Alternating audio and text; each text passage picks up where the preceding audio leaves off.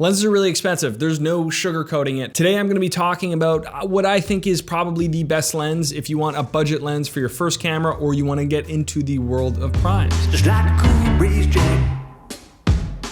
You've heard it before, buy a nifty 50 for your first lens, and it's honestly probably a good idea because nifty 50s from Canon, Sony, Lumix, whoever are generally fairly affordable because they want to make a budget entry level kind of thing prime for their cameras. And 50 millimeters is one of the most popular focal lengths there is. I'm going to be very transparent from the beginning of this video. It is not my favorite focal length. I honestly don't really love 50 millimeters. We're looking at this camera right here. This is the Sony nifty 50. It's the Sony 1.8. It's super cheap. It's super awesome. It kind of sucks at the same time, but it depends on what you're doing. So the first lens that I bought for my Sony E-mount system was the Sony Zeiss f4 24-70. Now this was an okay lens, but I felt like I couldn't get the type of shots that I wanted. I couldn't get the bokeh I wanted. Honestly, I learned that I'm not really a fan of zooms at all, and I sold that lens. But my second lens that I ever purchased was this one right here. It is the Sony 50mm f1.8. And I bought this because it was affordable, and at the time I had just spent like $4,500 on a camera. And I know, yeah, you should probably invest in glass instead of a camera, but I invested in a camera, okay?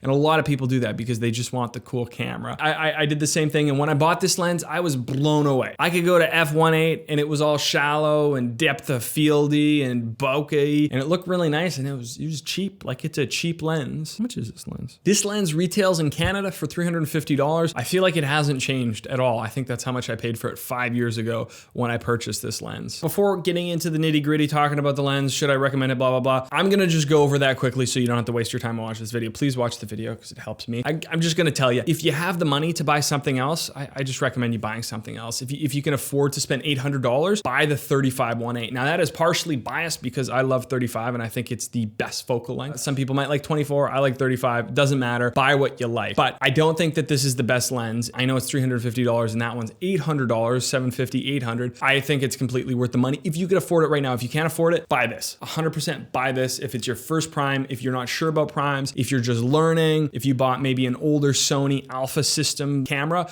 buy this. I think it's a great lens and I would recommend it to entry-level people as the first lens because it's cheap and you can just buy it. But if you're kind of experienced, if you're looking for something a little bit better, but you're trying to get into primes, maybe you had zooms before, maybe you just bought a new Sony camera and you want the best and can afford it, I would say look at the 35, look at the 80, look at some of the better 50s. That is my little disclaimer just off the hop before I get into the nitty gritty. I'm a bit of a nerd, but I don't like getting too specific technical. There's a lot of videos on YouTube if you're looking for the chromatic aberration, the vignetting, all of that stuff. I just want to give you real world examples so that you could see, hey, can I take this lens and make something like this with it? I think that's so much more important than some bad photos of a wall to show you the vignetting. Like, the vignetting doesn't really matter if it works in the real world setting. Also, I like a little character to my lenses. Like, I think cheap vintage lenses are really cool and the character that you get with them is awesome. I want little characteristics and I don't want complete sharpness. So I kind of like that about some cheap lenses. So I want to start by talking about the pros. It's obviously really affordable. If you're looking to get into this type of system,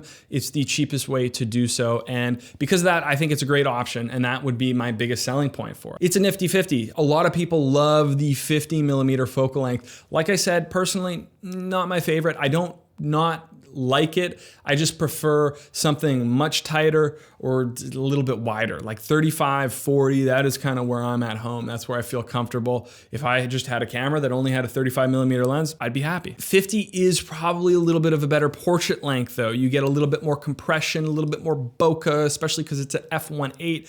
It looks really nice. It's not like a wide landscapey portrait. It's just like a portrait and it looks really nice. And this is a great focal length for that. If you're into shooting portraits, this is a great way to do it. If you want to shoot some headshots, stuff like that, make some money from your kit, this is a great lens. Another thing is it is small and compact. Now, it's kind of cheap, it's kind of plasticky, but because of that, it's pretty light and it's pretty compact, which is awesome for a little travel setup. I've been really into trying to downsize and minimize my kit to the smallest thing possible so that I use it more.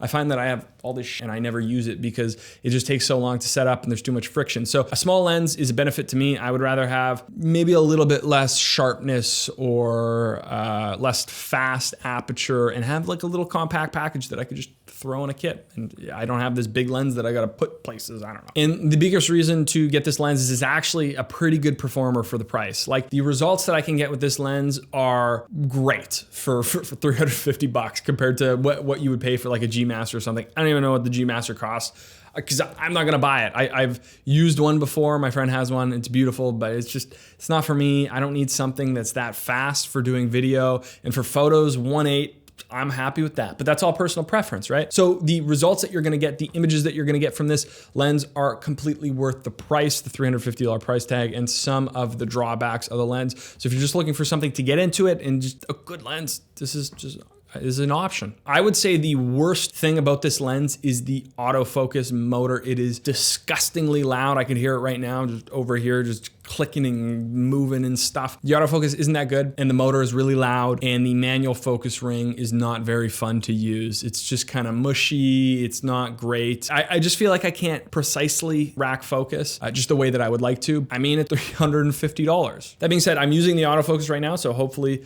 it's working. Hopefully I have autofocus and not manual focus on, but it works. Like I would trust it enough to do a talking head segment like this, to do an interview with autofocus. I would probably still lock it off into manual if they're not moving around too much, but I would trust it enough.